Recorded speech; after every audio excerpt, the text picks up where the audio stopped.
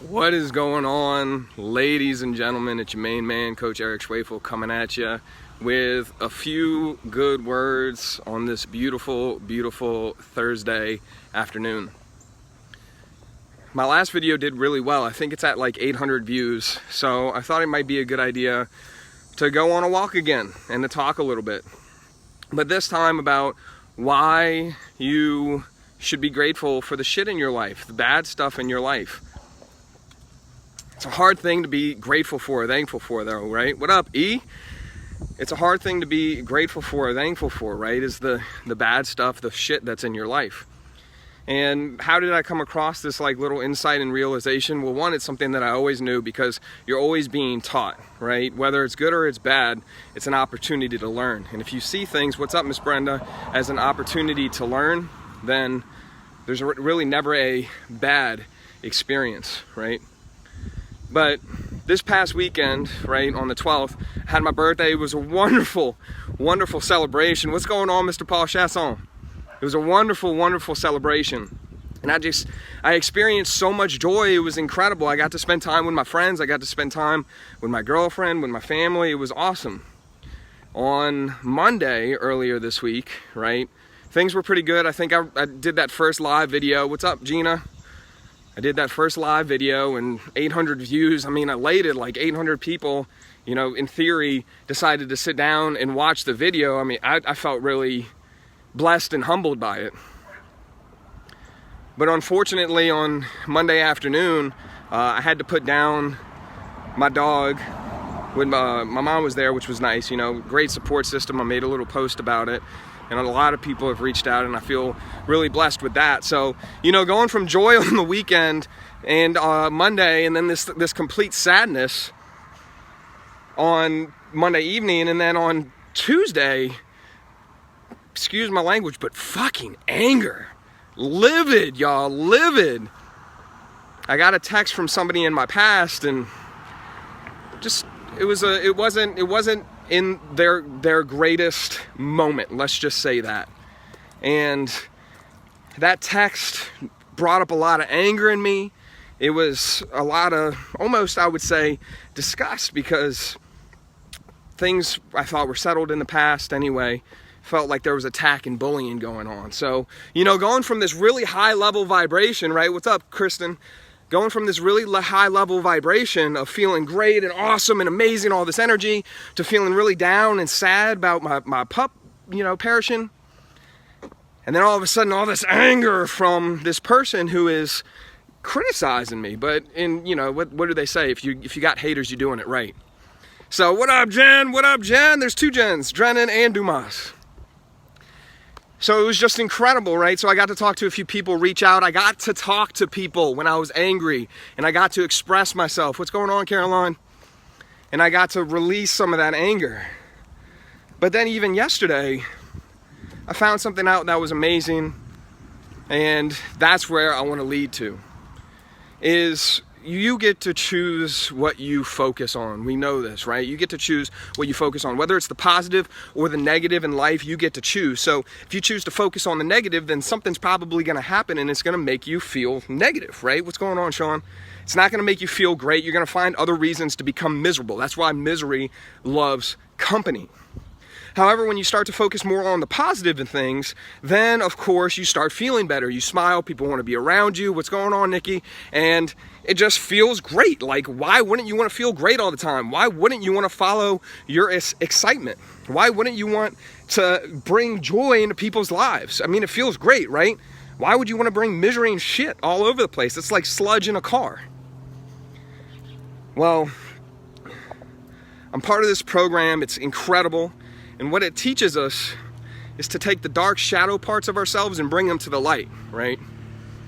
And there's something that my teacher, his name's Brandon Bozarth. Go follow that dude if you haven't already. Brandon Bozarth.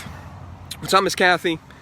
And what he said, which what I found so interesting, is when you decide to want what you need, you get everything that you want. When you decide to want what you need, everything you want appears. You get everything you want. So what does that mean? Well, I'll tell you some things that I want. I want money. I want to be a seminar leader. I want to be on stage. I want to help people every single day. Like, I want to make the impact that I feel like I'm making now on a global scale. But here's the thing, that's my ego talking, right? It doesn't matter how many number of people, what's the number of people that I end up impacting. What really matters is that I'm impacting somebody, that somebody's impact and that person gets to impact. What really matters in life isn't how much money is in the bank account. It matters about breathing, having oxygen, being with your family, getting enough water for your body to support it, like we talked about on the other video. Having shelter, contributing and growing, feeling good, right? Because if you feel miserable, then you're just going to ask people to be miserable with you, because misery loves company. And I was talking with a client of mine just a little bit earlier, Miss Virginia. What's up, Miss Mary? I was talking to Miss Virginia. She took this test and it ranked her financially, emotionally, mentally, physically, environmentally as blessed and thriving. And she thought, man, I have so many grateful things, so many things to be grateful for. And she started listing even some not so great things, because she knows that you get to be grateful for not only the blessings in life, but also for the curses and the bad experiences. So why should you be thankful for the shit? Finally, we're getting to it. You want to be thankful for the shit because it's teaching you something. There's some reason that piece, that thing is coming up in life. And if you get to learn, if you get to see the blessing, if you get to accept it and try to understand what is happening, it will alleviate that resistance and that pain that you feel. So what's a great example? Why don't you like vegetables? Why is it that you won't eat vegetables? You know how good they are. Why won't you drink water? You know how good it is for your body. Because is there something that's blocking you? Is there something that's stopping you? And if there is, then let's bring it to light. You don't like eating vegetables because when you were a kid, something ended up bothering you. Well, are you a kid anymore? No. Can you cook your food and determine how it tastes? Yeah. So what would be stopping you? That you don't like it? You know how many people don't like exercise? You know how many champions don't like to work out? You know how many business owners don't like to spend money, but spend money so that they can get more business? You know how many people don't like going outside and want to stay inside all day, but they know that going outside and being social is good for them? Discipline. Discipline, discipline, discipline. Seeing the shit, seeing the blessings in the crap, seeing the good and being grateful for those things develops discipline. It develops willingness, I think. And a very, very, I would say, popular word right now in the coaching development world is grit. It develops grit, it develops persistence, and it develops endurance. You see, you guys, if you can start seeing the positive in things and not necessarily the negative, being grateful, like saying, oh no, my car's out of gas. Yes, this is a moment for me to realize I get to be more responsible in the future. Or, oh no, I don't have any healthy food in my house and I haven't had it for 3 days. Yes, this is my chance to be responsible and actually prepare for my food and put my priorities in a different way to make me more important so that I have food to eat. It's all about switching your priorities around, y'all. It's all about determining what is most important to you, not to others, but to you.